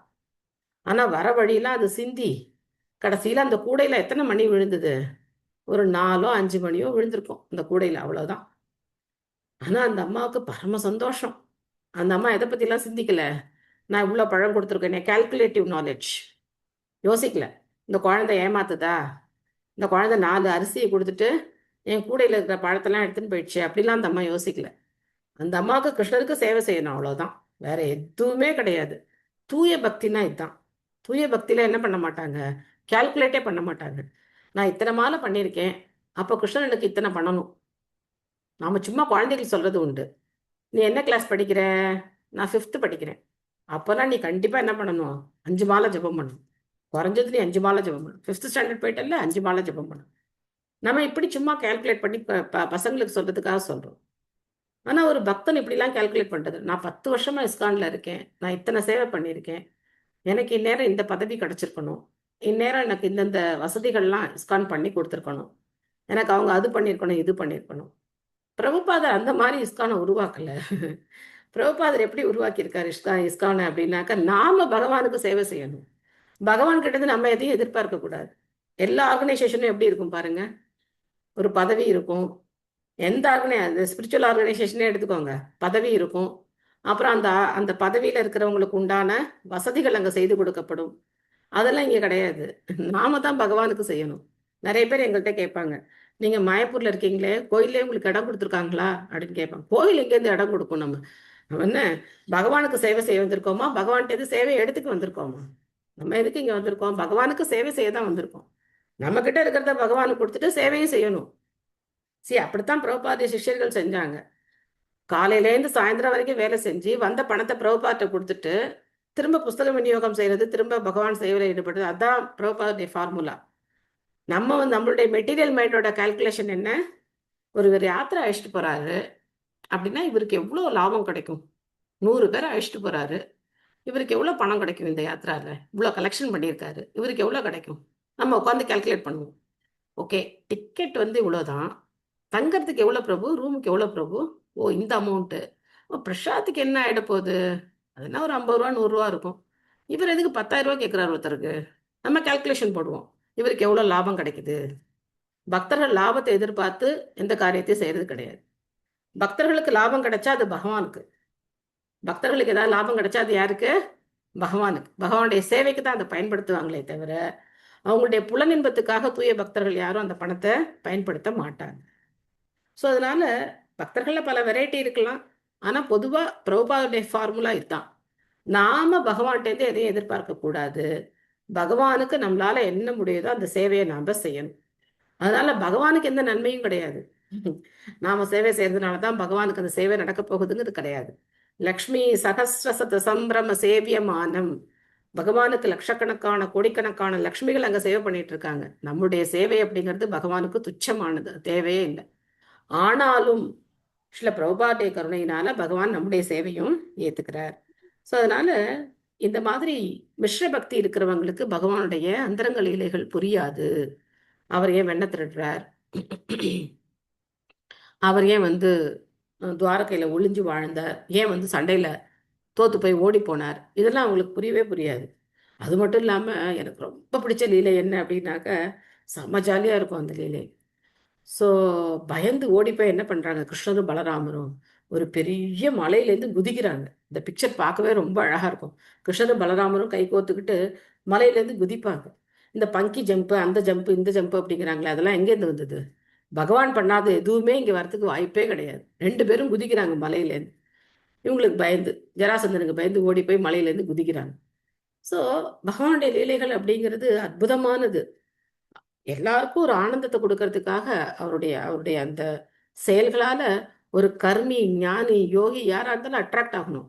அதுக்காக தான் பகவான் இந்த லீலைகள் எல்லாம் செய்கிறார். ஸோ அதனால இங்க குறிப்பா மைத்ரேயருக்கு இது புரியறதுக்கு வாய்ப்பு இல்லை. ஸோ இருந்தாலும் பகவானுடைய கருணையினால அவரும் அங்க உட்காந்து அதை கேட்கறதுக்கான ஒரு சந்தர்ப்பம் கிடைக்குது. ச ஏவம் ஆராதித பாத தீர்த்தாத் அதீத தத்வாத்ம விபோத மார்கக பிரணம்ய பாதோ பரிவிருத்திய தேவம் இஹாகதோகம் விரகாதுராத்மா. எனது ஆன்மீக குருவான பரமபுருஷனிடமிருந்து ஆத்ம ஞானத்தை அறியும் மார்க்கத்தை கற்று அவரை வலம் வந்த பின் அவரது பிரிவினால் பெரும் துயருக்குள்ளான நிலையில் இந்த இடத்திற்கு நான் வந்திருக்கிறேன். ஸோ என்ன உபதேசம் பண்ணாருங்கிறத இங்கே சொல்லலை. இதை நல்ல டீப்பா புரிஞ்சுக்கோங்க. அதை இங்கே சொல்லலை. அது 11வது காண்டத்தில் உத்தவ கீதையில தான் விளக்கமாக பகவானும் உத்தவரும் என்ன பேசினார் அப்படிங்கிறத டைரெக்டாக நம்ம படிக்கலாம். ஸோ இங்கே இந்த மாதிரி பகவான் எனக்கு சொன்னார். அதுக்கப்புறம் அவர் என்னை கிளம்பி போக சொல்லிட்டார். நான் இங்கே உட்காந்துருக்கேன். ரொம்ப வருத்தமாக இருக்கார் உத்தவர். அவரால் அந்த பிரிவை தாங்கவே முடியல. என்னை விட்டுட்டு பகவான் மட்டும் வைகுண்டம் போனாரே அப்படிங்கிற பிரிவை அவரால் தாங்கவே முடியல. பத்மா மாதாஜி படிக்கிறீங்களா? பத்மா. ஹரே கிருஷ்ண மாதாஜி, பிரணாம் மாதாஜி, வாசிக்கிற மாதாஜி. ஓகே, என்ன படிச்சாங்கன்னே தெரியல. பொருளுரை. ஸ்ரீ உத்தவரின் உண்மையான வாழ்வு பரமபுருஷரால் பிரம்மதேவருக்கு முதலில் உபதேசிக்கப்பட்ட சதுஸ்லோகி பாகவதத்திற்கு முன்னுதாரணமாக விளங்குகிறது. அர்வமான அத்வைத கருத்துக்களுக்கு பொருந்தும் வகையில் கருத்துரைக்கும் மாயாவாத கற்பனையாளர்களால் ஸ்ரீமத் பாகவதத்தின் மிக முக்கியமான இந்த 4 ஸ்லோகங்கள் மட்டும் எடுத்துக்கொள்ளப்படுகின்றன. இத்தகைய அங்கீகரிக்கப்படாத கற்பனையாளர்களுக்கு பின்வருமாறு சரியாக பதிலளிக்கப்படுகிறது. ஸ்ரீமத் பாகவதமானது பகவத்கீதையை நன்கு கற்றுணர்ந்த உயர்நிலையில் உள்ள மாணவர்களால் புரிந்து கொள்ளப்படக்கூடிய தூய ஆஸ்தீக விஞ்ஞானமாகும், பக்தி விஞ்ஞானமாகும். அங்கீகரிக்கப்படாத வரட்டுத்தன் கற்பனையாளர்கள் பகவத்கீதை மற்றும் ஸ்ரீமத் பாகவதம் அவற்றின் அர்த்தத்தை குலைத்து விடுகின்றனர். இதனால் பகவான் ஸ்ரீ கிருஷ்ணரின் தாமரை பாதங்களில் அவர்கள் குற்றம் புரிந்தவர்களாவர். இவ்வாறாக பொதுமக்களை தவறாக வழிநடத்தி செல்லும் அவர்கள் அந்ததா மிஸ்ரம் எனப்படும் நரகத்திற்கு செல்லும் நேரடியான வழியை ஏற்படுத்தி கொள்கின்றனர். பகவத்கீதை 16.20 உறுதி செய்வது போல் இத்தகைய அழிவற்ற பொறாமை கொண்ட கற்பனையாளர்கள் பிறவிதோறும் நிச்சயமாக தண்டிக்கப்படுவார்கள். அவர்கள் தேவையில்லாமல் ஸ்ரீபாத சங்கராச்சாரியரை புகலிடம் கொள்கின்றனர். ஆனால் பகவான் ஸ்ரீ கிருஷ்ணரின் தாமரை பாதங்கள் ஒரு குற்றத்தை செய்ய அளவிற்கு அவ்வளவு தீவிரவாதியாக சங்கரர் இருக்கவில்லை.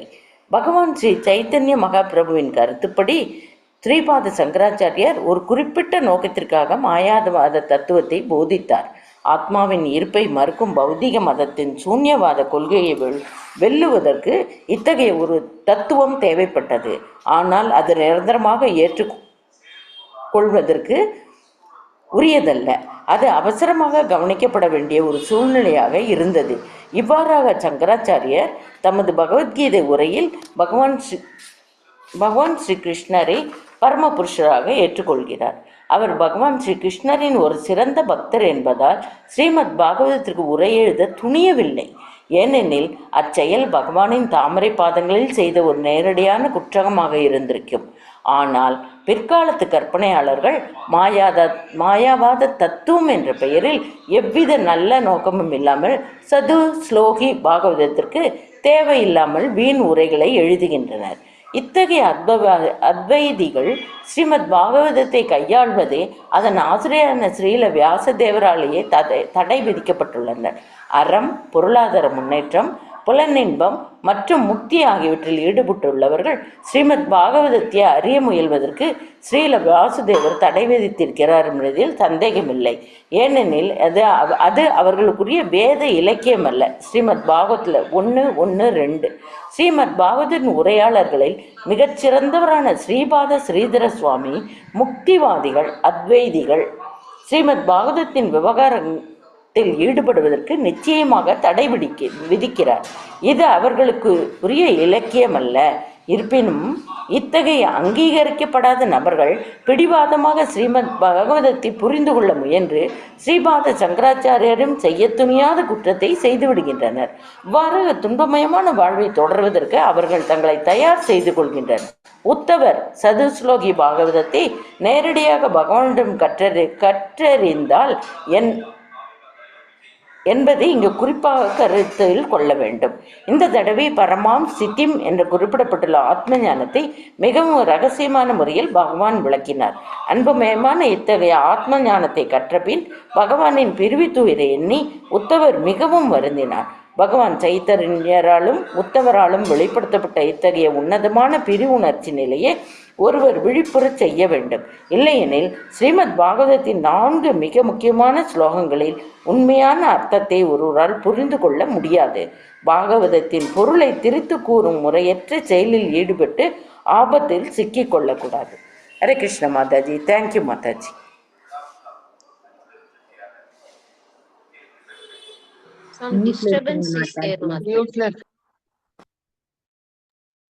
பெரும்பாலான ஆன்மீகிகள் பார்த்தோம் அப்படின்னாக்க இந்த தவறு தான் செய்கிறாங்க. அதாவது கடவுள் அப்படின்னா அவர் அருவமானவர் அப்படிங்கிறது தான் அவங்களுடைய எண்ணம். கோவிலுக்கு போவாங்க, சாமி கும்பிடுவாங்க, தாடி வச்சிருப்பாங்க, கொண்டை போட்டிருப்பாங்க, கழுத்தில் மாலையெல்லாம் போட்டிருப்பாங்க, மணியெல்லாம் போட்டிருப்பாங்க. ஆனால் அவங்களுடைய எண்ணம் என்ன? அருவம் தான் உயர்ந்தது.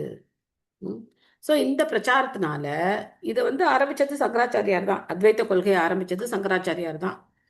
ஆத்மாவும் பரமாத்மாவும் ஒன்று அப்படிங்கிறது அது ஒரு காரணத்துக்காக செய்யப்பட்டது. பிரபுபாதரிங்க திரும்ப திரும்ப நமக்கு அதை ஞாபகப்படுத்துகிறார். ஏன்னா புத்த மதத்தினுடைய கொள்கைகள் இந்தியாவிலேருந்து விரட்டப்பட வேண்டும். இந்தியா எப்போவுமே ஆன்மீகமான பூமி. இங்கே வேத கலாச்சாரம் தான் இருக்கணும். வேதத்தை தவிர வேற எங்கேயும் வேற எதுவும் இங்கே ஆட்சி பண்ண முடியாது. அதை திரும்ப கொண்டு வர ஒரு எமர்ஜென்சி ஸ்டேஜ் அப்போ. அதனால என்ன பண்ண வேண்டியிருந்தது? அந்த கொள்கையை கொண்டு வந்தார். ஆனால் அதையே நம்ம தீவிரமாக கடைபிடிக்கணுங்கிற அவசியம் கிடையாது. ஒரு அவசரத்துக்காக பண்ண காரியம்.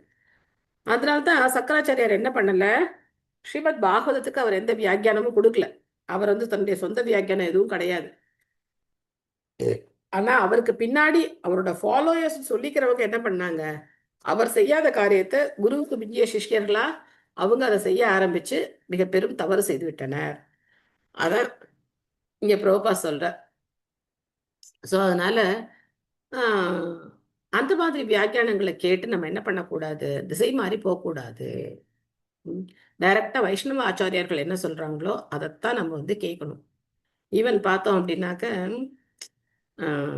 அற்புதமா இருந்தது. எங்க பக்தி வைபவ் கிளாஸ்ல எங்க டீச்சர் போன வாரம் சொல்லி கொடுத்த விஷயம் ரொம்ப நல்லா இருந்தது. இந்த ஸ்லோகம் உங்களுக்கு ஞாபகம் இருக்கும்னு நினைக்கிறேன். தெய்விகி ஏஷா குணமயி மம மாயா துரத்யயா மாம் ஏவயே பிரபத்யந்தே மாயாம் ஏதாம் தரந்தி தே 7.13.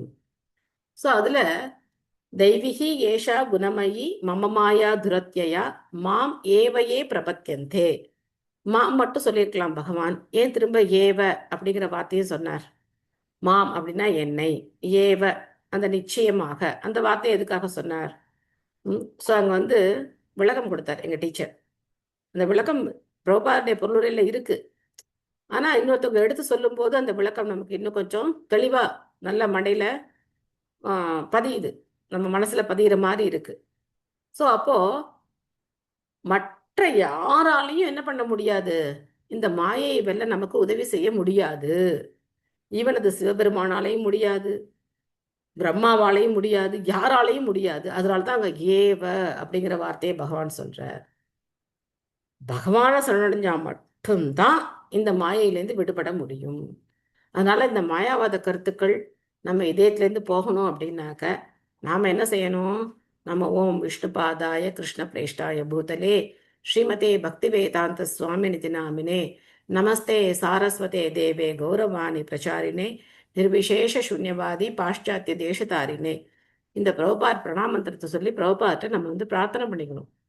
எனக்கு இந்த பகவானை பற்றின பூரணமான நம்பிக்கை வரணும், இந்த மாயாவாத சூன்யவாத கருத்துக்கள்லாம் என்னுடைய இதயத்திலேருந்து போகணும் அப்படின்னு சொல்லி நம்ம பிரபுபாதத்தை தான் சரணடையணும். நமக்கு வேற வழி கிடையாது. நம்மளால பகவானெல்லாம் போய் சரணடைய முடியாது. நம்ம என்ன பண்ணணும்? ஆச்சாரியாட்ட தான் சரணடையணும். ஏன்னா நம்ம இதயத்தில் இருக்கு, இல்லைன்னா நினைக்காதீங்க. ஏகப்பட்ட சந்தேகங்கள், ஏகப்பட்ட பிரச்சனைகள் நம்ம இதயத்தில் இருக்கு, அனர்த்தங்கள் நிறைய இருக்கு. இதெல்லாம் போகணும் அப்படின்னா கண்டிப்பா குரு கிருஷ்ணருடைய கருணை நமக்கு தேவை. ஓகே, உங்களுக்கு இன்னைக்கு ஏதாவது சந்தேகங்கள் இல்லை உங்க கருத்துக்கள் ஏதாவது இருக்கா? ஹரே கிருஷ்ணா மாதாஜி. எஸ் மாதாஜி. மாதாஜி, இப்ப வந்து பகவான் சொல்றத உத்தவர் கேக்குற, பக்கத்துல மைத்ரேயரும் இருக்காரு, அவரும் கேக்குறாரு இல்லையா? அப்புறம் அதே மாதிரி பகவத்கீதையில ஒரு டவுட் மாதாஜி. பகவான் பகவத்கீதை சொல்லும் போது அர்ஜுனன் கேக்குறாரு, அதே மாதிரி இவரு கேக்குறாரு இல்லையா, திருதராஷ்டிரனுக்கு சொல்றாரு, அவர் பேர் சஞ்சயன், அவரும் வந்து விஸ்வரூப தர்ஷனம் பாக்குறாரா அப்படின்னு ஒரு டவுட் மாதாஜி. பாக்குறாரு, அவரும் பாக்குறாரு. அர்ஜுனன் மட்டும் கேட்கல, அங்க இருக்கிற துரியோதனன் எல்லாரும் கேட்கறாங்க. பகவான் பேசுறத எல்லாரும் கேட்கறாங்க. அந்த கான்வர்சேஷனை எல்லாருக்கும் தெரியும். ரகசியமாலாம் பகவத்கீதையை காதுல எல்லாம் உபதேசம் பண்ணல, பகவான் லவுடா தான் சொல்றாரு, எல்லாரும் கேட்கறாங்க. ஆனா யார் புரிஞ்சுக்கிட்டா? அர்ஜுனன் சரியா புரிஞ்சுக்கிட்டார். இவ்வளவு இப்ப வந்து சஞ்சயன் வந்து கேட்டு அதை திரும்ப திருதராஷ்டிரத்துக்கு சொல்றாரு. அப்ப திருதராஷ்டிரத்துக்கு புரியலையே. சஞ்சயன் இந்த சரம ஸ்லோகத்துல சொல்றாரு இல்லையா, எத்திர யோகேஸ்வர கிருஷ்ணோ சொல்றாரு இல்லையா. அப்போ வந்து புரிஞ்சிருக்கலாம்ல, சரி அவங்களுக்கு தான் வெற்றி கிடைக்க போகுது, நம்ம சரணடைஞ்சிடலாம், புரிஞ்சிருக்கலாம்ல. சர்வதர்மான் பரித்தியஜ சொல்றதுக்கு அப்புறம் தானே இந்த ஸ்லோகம் வருது. அவருக்கு புரியல. ஏன் புரியல? பக்தி இல்ல.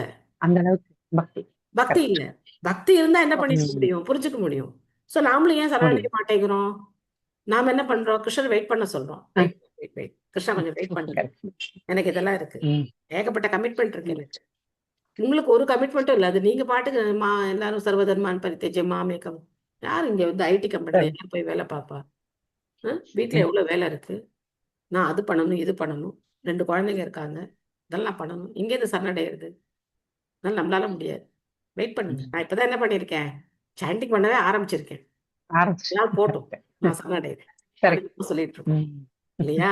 சோ அதனால பகவான் நமக்காக காத்திருக்கார். எல்லாத்தையும் சொல்லி கொடுத்து எல்லாத்தையும் விஸ்வரூப தர்ஷனத்தை எல்லாருமே பாக்குறாங்க இல்லையா? எல்லாரும் பாக்குறாங்க, எல்லாரும் பாக்குறாங்க. எல்லாரும் பார்க்கலாம். அர்ஜுனுக்கு தான் ஸ்பெஷலா அந்த கண்ணை கொடுத்து பகவான் பார்க்க வைக்கிறார். ஆனா அந்த உபதேசம் எல்லாரும் கேட்கிறாங்க. சஞ்சயன் பாக்குறார், சஞ்சயன் மூலமா திருதராஷ்டிரன் பாக்குறார்.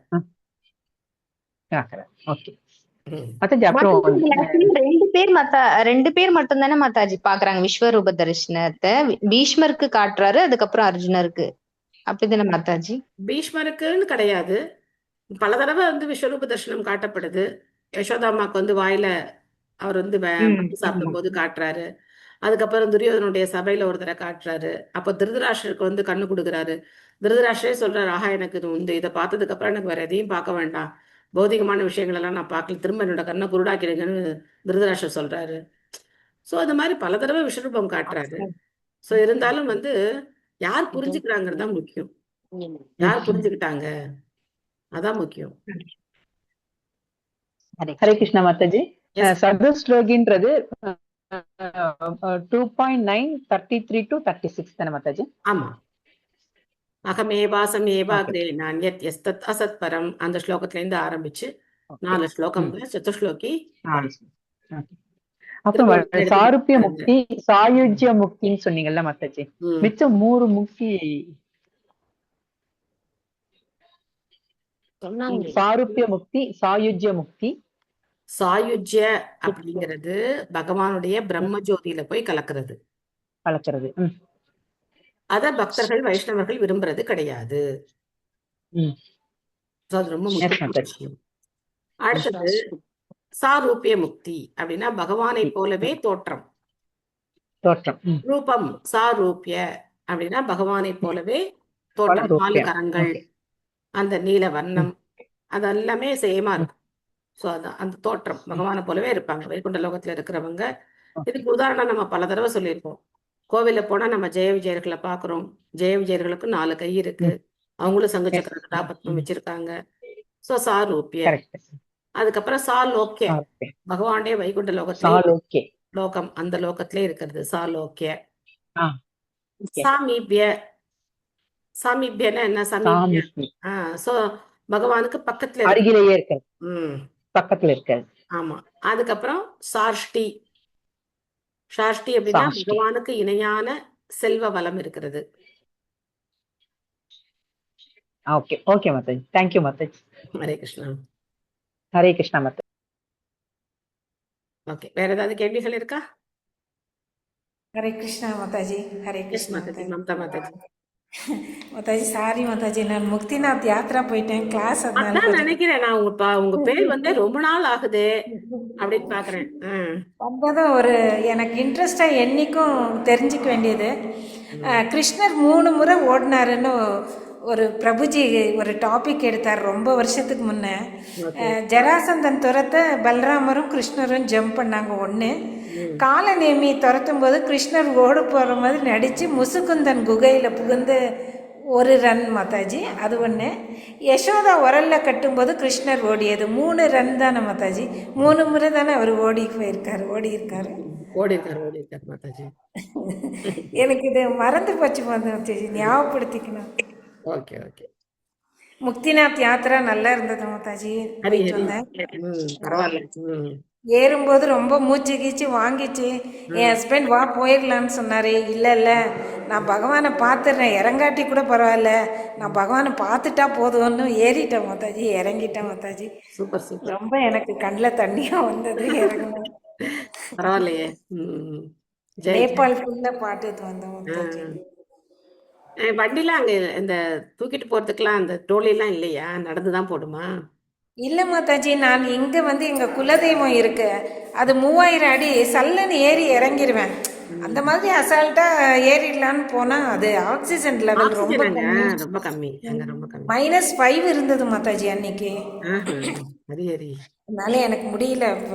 சரி, நான் அப்புறம் சொன்னேன், என்னால் ஏற முடியும்னு நினச்சது நான் ரொம்ப தப்பு, என்னை சோதிக்காத, எப்படியானா என்னை ஏற்றிட்டுன்னு கெஞ்சி குமுறை எனக்கு போயிட்டு வந்ததுமே மனசுல ஒரு சேஞ்ச் மாதாஜி, மனசுக்கு. Okay, thank you Mataji. ஹரே கிருஷ்ணா. ஹரே கிருஷ்ணா. பக்தர்களுடைய விருப்பத்தை பகவான் நிறைவேற்றுறார். தேங்க்யூ மாதாஜி, நல்ல எக்ஸ்பீரியன்ஸ் ஷேர் பண்ணிக்கிட்டீங்க. தேங்க்யூ. ஹரே கிருஷ்ணா. ஓகே. வாஞ்சா கல்பத்தருபேஷ்ச கிருபா சிந்துப்யேவ ச பதிதானாம் பாவனேப்யோ கோட்டி வைஷ்ணவ वृंद की जय, प्रभुपाद की जय. हरि हरि बोल. Thank you. हरि हरि बोल. थैंक यू हरि बोल. थैंक यू माताजी. हरे कृष्णा माताजी. Thank you. हरे कृष्णा माताजी. हरे कृष्णा. माताजी. थैंक यू माताजी. थैंक यू माताजी. Thank you. Hare Krishna. Thank you. Hare Krishna Krishna Krishna Hare Hare, Hare Ram Ram Ram Ram Hare Hare. Thank you all. Hare Krishna.